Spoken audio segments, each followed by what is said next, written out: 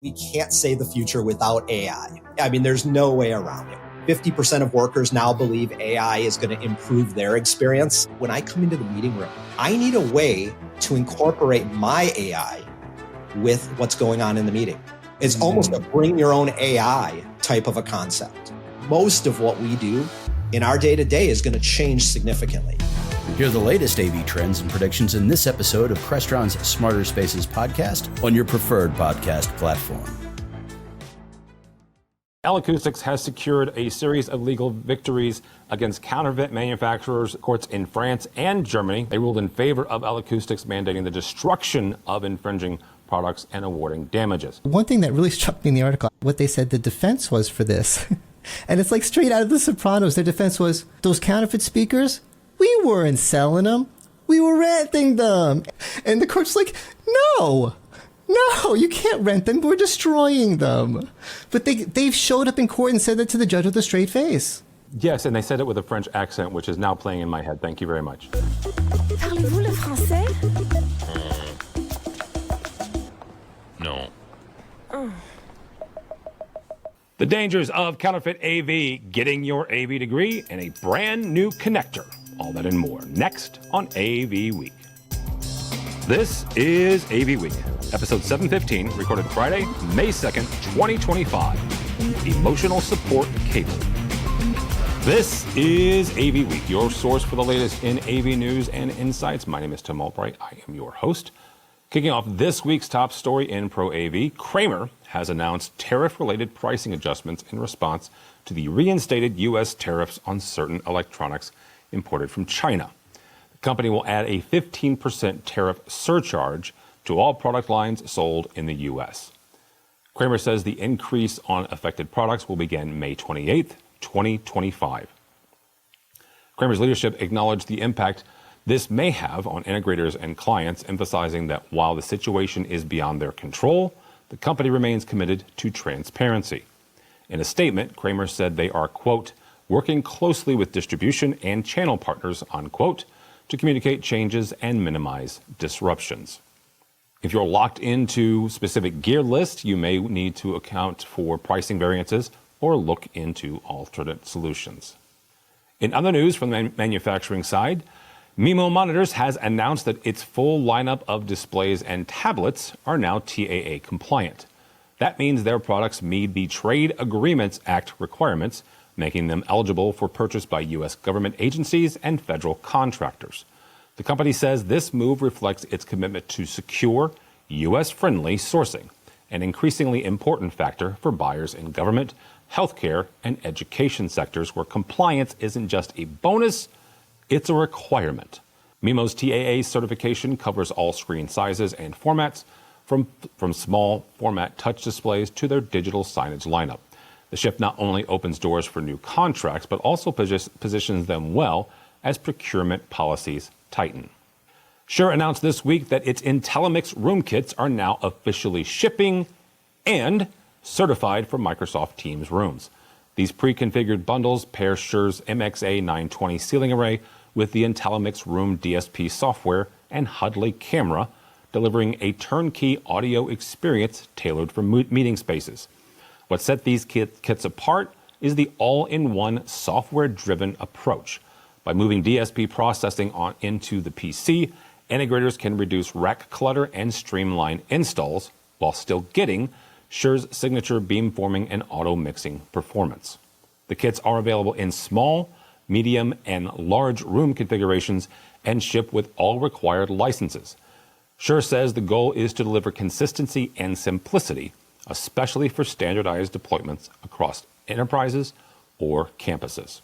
For AV teams rolling out hybrid collaboration spaces, this means one more way to meet UC platform requirements out of the box. And we wrap up this week with a look at how one university is rethinking the campus experience through AV and automation. UCLA has partnered with Place OS to power a smart campus initiative aimed at improving how students, faculty, and staff interact with the physical environment. The system brings together AV control, building automation, and real-time data to create a more responsive and efficient campus. From lecture hall scheduling to occupancy-based lighting and climate control, The platform integrates with sensors and building systems to automate key functions, all accessible through a unified interface. Executive Director, Digital Spaces for UCLA, Dr. Joe Way, says, quote, "As technologists, it is our duty to view the campus not as a series of disconnected venues, but as a single, interwoven ecosystem designed to foster collaboration, innovation, and community," end quote. One standout feature, the ability for users to book rooms, trigger AV presets, and personalize spaces from a mobile device. For integrators and AV and IT teams, this is a case study in how modern platforms can scale, connecting diverse systems into one experience that's smarter, safer, and more adaptable. That's our news roundup. We'll take a short break and be back with our roundtable panel. This is AV Week.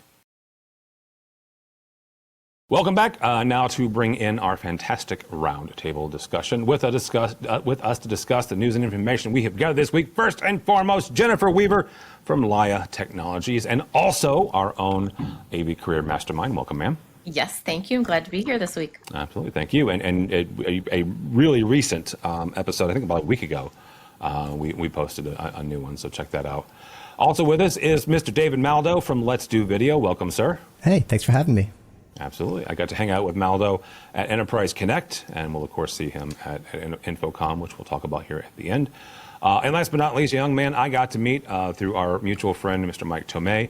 Andrew Page is from Empirical AV. Welcome, sir. Hey, thank you for having me on the show. Absolutely. Andrew's a former higher education tech manager, AV designer, and has a brand new piece of software, which we'll also talk about at the end. He'll be at InfoComm, and we'll find out ways to connect with him there.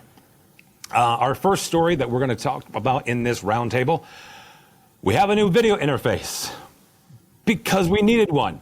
A new video interface spec coming out of China called GPMI is making waves by claiming performance levels that surpass both HDMI 2.1 and DisplayPort 2.1, developed with support from major panel manufacturers and Chinese regulatory bodies. The GPMI standard promises lower latency, higher refresh rates, and more open license modeling. While currently positioned for domestic use, just for the record, so was HDMI 25 years ago, industry analysts are watching closely to see if this becomes a serious global contender or just another regional outlier. For integrators and tech managers, the big question is what happens if and when this alternate transport standard starts to disrupt the HDMI and DisplayPort monopolies. Maldo, we'll start with you on this. I mentioned the fact that HDMI did start out as a consumer spec. There have been a couple reports out that there are some security issues with HDMI, right? According to the folks at GPMI, there's also some data rate transfer issues, right? According to the spec, GPMI is faster. So could this standard realistically kind of push its way and find its way into the professional AV market? I'm glad you mentioned from the consumer, being a consumer standard, because I looked at it from the consumer perspective, and the story, it made me mad. Then I was okay with it. Then it made me mad again. It was like a good novel, right? All sorts of emotions. Right. It did the full cycle. When we got our first computers in the early 80s, okay, every year we need different cables because this stuff is new when we're developing it, and getting data from a monitor to a computer. Oh my goodness, that is, or I should say the other way around. And I'm like, okay, I'll switch standards. I'll get a new cable every year. I'm with you guys. I'm supporting you. It's been 70, 80, 90 years already. Get the cables figured out. So when I see there's a new cable, I'm like, I'm done. I don't even want to read the article. But then I saw, made me happy, USB-C. And I thought, oh, okay, that's what I'm standardizing on. I love something. I'm not a cable nerd, but I like USB-C. It's upside down and right side up. It's nice. It's a weird thing to say, but it's something that I have an emotional, I like it. And that's what I'm building a new PC. I'm going to have a bunch of USB-C. So I saw this worked on USB-C and I'm like, thumbs up. I'm happy. I can transfer now. But then I saw, if you want the super sauce that makes it so special, you got to get a proprietary little thingy that doesn't work with USB-C. So all the stuff that makes it cool, and some of it might be the security stuff you're talking about, but the nerdy stuff, the speeds, that kind of stuff, it's not USB-C. So now I'm mad again. I love Maldo. Jennifer, same kind of question here. I did the same thing, right? I read it and I thought, Wait. You went through the same emotional roller coaster that Maldo went through. Funny enough, I did, right? And you would not think I would do that. Well, the one thing that stood out for me was the 8K. I'm like, really? We're bringing this back up? Where is their 8K? Who's doing 8K? Is it really feasible right now, right? You know, when I'm looking at what my son's doing in high school as far as what they're teaching, what higher ed's doing, it's not there. So yes, I loved the USB-C. Great. I've got so many USB-C things going on and cables. But I look at my drawer of cables that I have that is in my office and in my kitchen, and I just think this is another cable that's going to get thrown in a drawer where I'm not going to want to get rid of it because you never know when you're going to need it. And the word proprietary scares me. I don't like it. It means cost is going to go up. It means something is going to be very expensive in my mind, and I'm not going to want to buy it because I'm going to have all of these other things that are proprietary for it. So but hang on for a second, because yeah. I understand what you're saying about the proprietary connector being problematic. Everything, with the exception of RJ45, and we can talk about Cat 5, Cat 6, Cat 7, just one of those. But they are all a version of RJ45, I believe, up to Cat 8, and I could be wrong about that, but they're all versions of it. But HDMI is a proprietary connector, right? SDI is it's a BNC, but it's, proprietary-ish, right? Right. But I look at it when you say proprietary, and I look at it, it's going to be certain things that are probably going to have it, that you need to have that cable. If you look at it, my computer has HDMI, my TV has HDMI, my son's PlayStation has HDMI. So there's all of these things that have an HDMI connection that I'm okay with having all of these HDMI cables, and the same thing with USB-C. This to me just seems like it's not going to be on everything, and if it is on that one or two things that you want, how much is that cable going to cost to ensure you're getting the speeds and the feeds that the proprietary portion is going to have? Andy, I want to take a little different stab at this. Again, Andy used to be in higher education. How do alternate standards like this, as they're coming down the pipeline, how do they reshape or shape your thinking in general as you're trying to plan for this year's deployment, but also make sure that the classroom or the lecture hall you're deploying and designing today is not future-proof, because I've learned not to use that term, but is viable for several years down the line when we have these new standards coming at us? Yeah, I think a lot of it has to do with the infrastructure that you put into this space when you're building it out. You have to make sure that you're putting in the right pathways to the right places, you're pulling the right cable. You were talking about category cable, making sure you have some sort of category cable, enough of them going to the right places so that you can support these future technologies. And what's going from that last, we say not last mile, but last 3 feet from the tabletop, from the lectern top to the device, that's going to change over time. But if you have that infrastructure in place, then hopefully you're just changing an endpoint, and that you can kind of keep up with that and deal with that. I think the real havoc comes when you get the devices, the BYODs, coming out with a new firmware update, for this new technology, for this new display technology, and suddenly half of your rooms don't work anymore, or you have some intermittent problem that you're trying to track down, and that becomes a real pain. So these new technologies, although they have to come, we need, it's inevitable that this happens. They do create serious and significant challenges for people who are designing spaces, especially when you're designing 5 years out, right? This project is not going to hit for another 5 years. What do I put into the design today? Yeah, I have a designer friend of mine who would answer that by saying fiber. That's all you put. Everything else is fungible, right? Right. So, yeah. Sticking with China, China has introduced the Smart AV degree program. They're launching a new university degree in Smart Audiovisual Systems Engineering. It's part of a broader overhaul of its AI and digital tech education. It's set to roll out this fall at multiple institutions. The program combines AV fundamentals with artificial intelligence, machine vision, and data processing. preparing students for next-gen roles in smart buildings, immersive environments, and automated control system. It's a move that signals how seriously China views AV as a strategic industry, blending traditional signal flow knowledge with emerging AI-driven workflows. For integrators and educators, it also raises questions about how other countries are or are not preparing the next wave of AV professionals.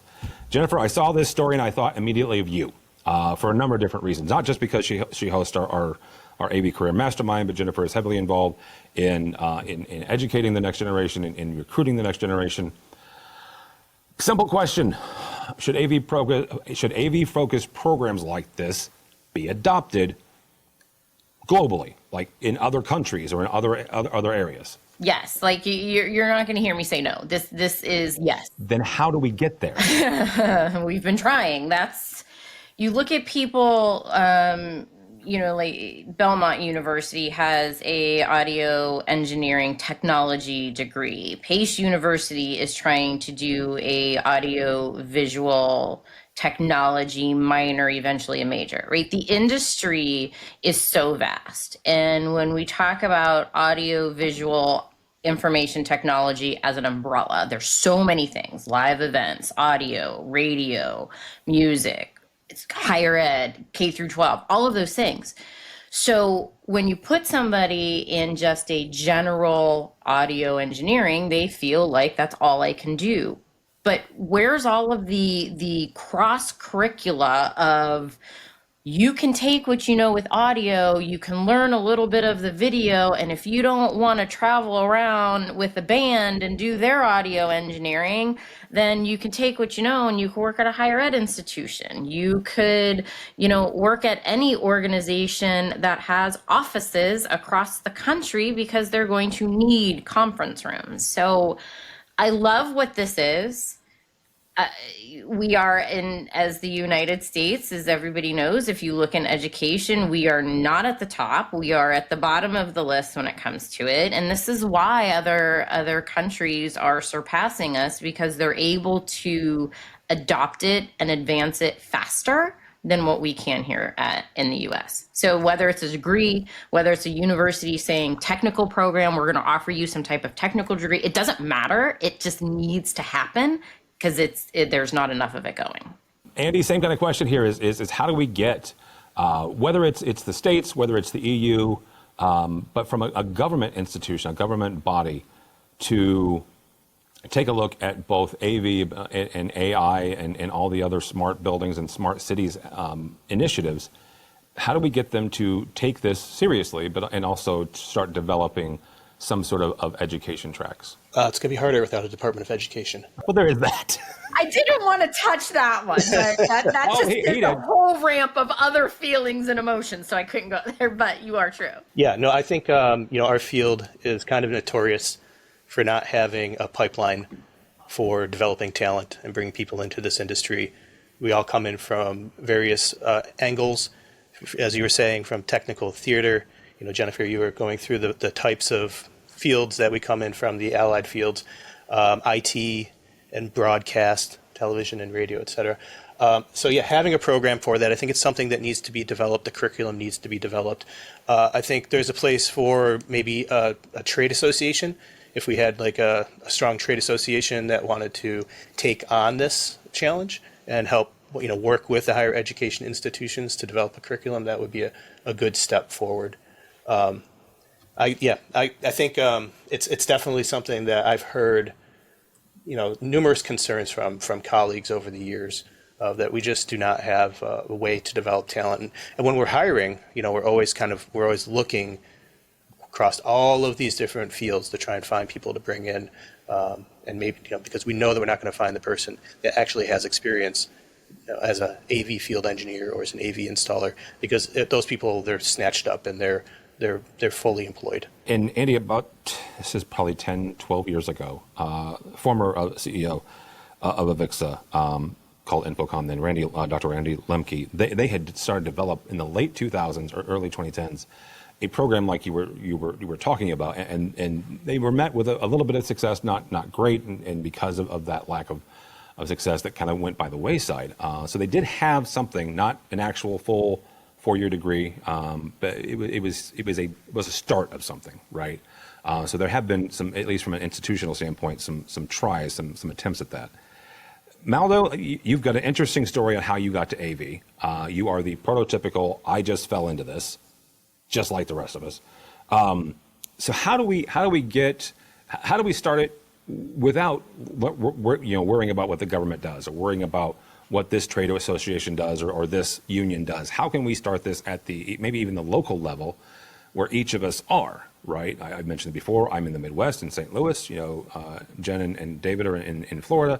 Andy's out east. So how do we do that at our own local level? Well, unfortunately, I think it does take big infrastructural change. I don't think it's the kind of thing where, hey, everyone could just kind of figure this out on YouTube. Or that's not that's what you're saying, but I came prepared for this one. I have 2 quick anecdotes on this that kind of, and this might be the way to get it started at a local level for people to understand the importance of it. The first is something I've been seeing floating around on the internet. It's Tim Cook speaking, Tim Cook from Apple. And it's not AI, he's actually speaking. And he's answering the big question. Like, if I had him in a room, the question I would ask, which is, dude, you're exploiting cheap labor. That's why you make them all the way across the ocean, right? Come on, you make the iPhones across the ocean because you're exploiting cheap labor. And that's not cool, is it? And that's not the way it was asked. That's the way I would ask it. But his answer was, it's not really about that. It's about the skills. It's not something you learn on the job. It's not a 6 weeks training program. It's like a trade school here. People go to school for years and years to learn the skills needed to build the components of an iPhone. I can open up a factory here and I can say we're hiring at any rate, and there wouldn't be enough people. There's not enough people in the United States of America who know how to do this. And they're not being trained to do this. So I have to build them over there. I've used this term before. I am a big dumb American, 100%, right? I'm not putting that on the rest of you 3. I am 100% a big dumb American. There are times that I forget a couple of things. Number one, the size of the U.S. is ginormous from a geographical and a pure size, square footage, square kilometer point of view. We are also not very populous when it comes to a couple of other countries, one being China, the other being India. Both of those countries have over 1 billion humans. The U.S. has roughly 330. I am not great at math, but that's roughly a third, right? So Cook has a bit of a point there. Go ahead. If he's saying he's hiring, if we're willing to do it, and none of us know how to do it, it's again going back to the local level. How do we fix it at a local level? We got to go to the schools, and that's the second anecdote. Is I was having a conversation with my father-in-law. He's a very interesting character, and we was talking about he was in school. He was a school kid when Sputnik happened. And that was a huge shift mentally, because before that it was like United States with USA. We were the undisputed leaders in technology. We had the nuclear bomb. We won the war. Everything science, we were the winners. And all of a sudden we lost the space race. What's going on? And I said, what was that like? And he said, math and science class got real hard, real fast. And I think about that a lot. It was a major shift in our country. The reaction to our country was, we got to start teaching the kids how to do good math. And then we got good at technology again for a while. So it's got to be a big change. You're right. It has to start, and I have a math degree. I was a math teacher. So we're not teaching our kids the skills that they need. We're teaching them to take a test and pass a state test and a standardized test. And they're trying to say, how to figure out how 2 + 2 is 4. 2 + 2 is 4. I don't need to get into a long definition of why 2 + 2 is 4.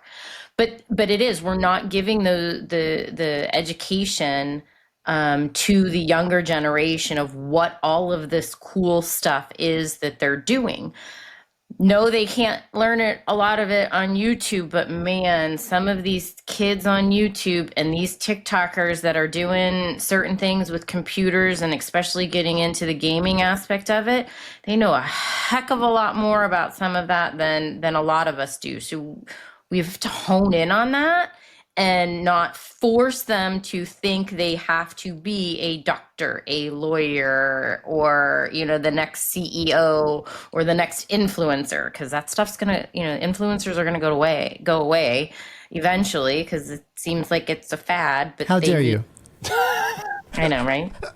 Knocking on Maldo's, his livelihood. No, I'm a content creator now. Ah, there we go. Content creator is completely different. Yeah. Last story really quickly. L-Acoustics has secured a series of legal victories against counterfeit manufacturers, this time in Europe, reinforcing its stance on protecting product integrity and brand trust. The company's legal actions targeted unauthorized copies of its loudspeaker designs being sold online and through gray market distributors. Courts in France and Germany, L-Acoustics is headquartered in France, they ruled in favor of L-Acoustics, mandating the destruction of infringing products and awarding damages. For AV pros, it's a reminder that counterfeit gear isn't just a legal issue, it really is a threat to performance, safety, and long-term client satisfaction. Andy, I'll start with you, and again, pull your college and your university AV tech hat on. What are some red flags when it comes to counterfeit gear? Is it the logo's upside down? It's spelled differently. How do end users and IT managers make sure that what they're pulling out of the box is the real thing? Yeah, that's a great question. I mean, we've we just buy from reputable resellers and never really kind of have to worry about that too much. I can't say that I've been in a situation where I've suspected anything to be counterfeit. But I have to say that this is a real big win for L-Acoustics and for the industry at large. I think it's really important that we are protecting these strong brands. L-Acoustics is a pioneer in the beamform, line array technology. I think it's important that those people that take those risks, that go out there and do that work and come up with these new ways of doing things, that we give them the protections that they deserve so that they can continue to provide those products and have that strong brand and not have that brand undermined or have the trust eroded. So I think all across the board, that's a big win. That's a good thing. I'm a big fan of strong institutions and having things that, that will help all of society, including having, as silly as it sounds, a really strong speaker brand that's doing really great work, but that also can defend its intellectual property. Maldo, same question is how do folks make sure that what they're getting is the right product? I mean, for a typical consumer, you might want to bring in a consultant and an expert. Some of this stuff might be kind of tricky, but this is very serious. I joke around a lot, but I picture myself on both sides. Working at a company, we work so hard to establish a brand, and then it's like, oh, your equipment hurt someone. Not just it did a bad job, it hurt someone. And from a consumer, it is a safety issue. It could blow up and hurt someone's ears. But I was looking at the article; it was structural. These things are big and heavy. It could topple over. They weren't using the right kind of steel, so it is super serious. But one thing that really struck me in the article, my previous career, I was an attorney, and I looked at what they said the defense was for this, and it's like straight out of The Sopranos. Their defense was, what? Those counterfeit speakers? We weren't selling them. We were renting them. Hey, come on, that's allowed, right? And the court's like, no, you can't rent them. We're destroying them. But they've showed up in court and said that to the judge with a straight face. Yes, and they said it with a French accent, which is now playing in my head. Thank you very much. Jennifer, what responsibilities do manufacturers, to distributors, to dealers have in validating the product authenticity before they put it into a system? Well, I mean, I work for a manufacturer now, and I've worked for manufacturers in the past. And I think, from the manufacturer standpoint, they need to, as soon as they're getting grumblings anywhere from their customers or their dealers or their distributors or whomever that something's not right, that manufacturer needs to jump on it quick and figure out what the issue is, what the problem is, and is it their product. I was shocked actually because this was the first time that I've heard that there is the possibility that AV equipment can be counterfeit. I've seen other things be counterfeit, right? Love my purses that are not real, but that's not doing any harm to anybody. So this type of technology that can be counterfeit, like manufacturers have to jump on it. I think that's the first thing as soon as there's a question. And from the consumer standpoint, understand that it could be counterfeit at this point now. And, don't jump so hard on the manufacturer, but do your due diligence. That'll be a good place to stop. Thank you all so much.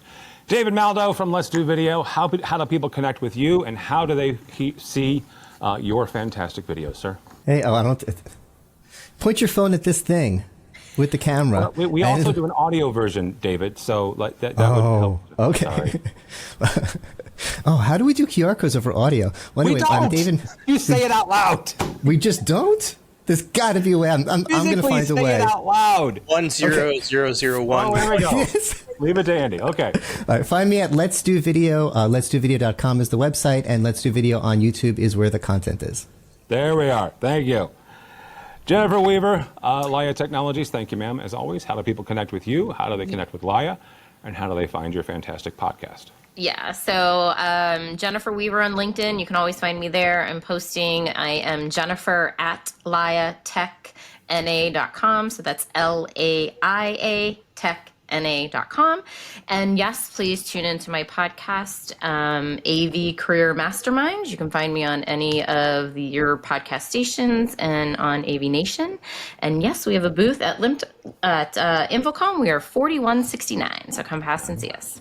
Very cool. Mr. Page, thank you, sir. Nice to meet you and have you on. Where do people connect with you, and where do they find Empirical AV? Yeah, great. Thank you. Yeah, Empirical is at empirical-av.com. You can find me on LinkedIn, Andrew Page at LinkedIn. And then we'll also be at Infocom. We'll be at booth 5088. All right, very good.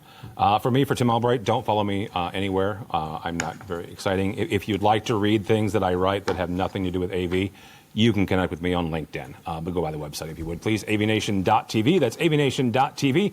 You'll find this program and a host of others, including Jennifer's aforementioned AV Career Mastermind. Mitchell's been very busy this week. There's a brand new State of Control looking at where AI fits into the world of control and automation. I was very excited for this episode. I've been watching this for a while, so that's really, really fun one. For those watching on YouTube, you can subscribe to AVWeek podcast wherever you get your podcast. And if you're listening and you want to see what these fine folks look like, or you want to find Maldo's QR code, you can go over and watch us on YouTube. Either way, go the opposite direction. There we go. There's his QR code. But go by the website first, avnation.tv. That's avnation.tv. Thanks so much for listening. Thank you so much for watching. That's all the time we have for AV Week. The network for the AV industry. What are you listening to? This is AV. This is AVNation. This is AVNation.